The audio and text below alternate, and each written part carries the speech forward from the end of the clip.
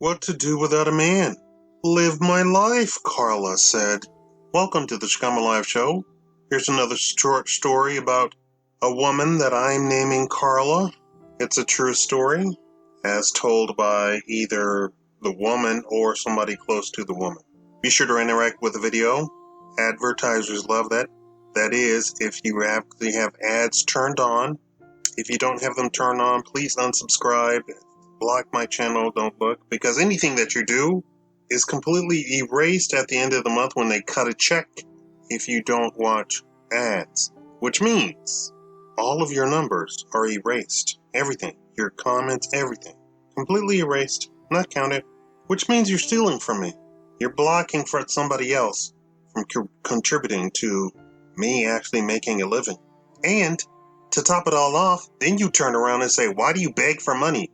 Because fools like you steal from me. 60%. Imagine 60% of your clients didn't pay you. Imagine 60% of your paycheck was gone. That's what's happening to me each and every month. And then you try to insult me for asking for money? Go to hell.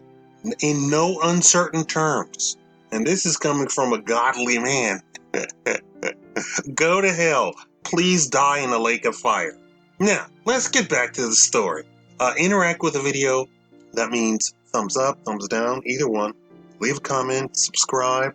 It's getting back to 50% of you are watching the channel without subscribing. So that's a good thing. That means that you have the opportunity to subscribe. Meet Carla. She's a modern, independent woman. She don't need no man. She's not black, don't worry. What the will you do without the man, Carla? Her mom asked. What the will you do without the man, Carla? Her Grams asked. Live my life, Carla said. Oh, foot, they both said. She's young and stupid, they said. At 30. So you wait till I start recording. Then you get up and move around and scratch and huff and puff. You're looking like the big bad wolf right about now. At 30, they asked again. I don't need no man, Carla said. At 40, they said, are you trying to prove a point because you're failing? They said. Carla was just living her life the best she can, she said. She doesn't need a man to define her. At 50, well, Grams died at 50, so she wasn't around to ask Carla at 50. In fact, later that same year, so did Mom. All the kids came to the funeral, all married, except Carla. Carla, why aren't you married? Her sisters asked. Then the brothers joined in. You embarrassed Grams, and now Mom, they said. Oh, don't you start, Carla screamed.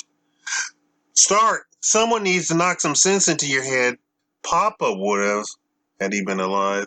Is that it? You miss Dad? They asked. Is that it? Is that what's going on?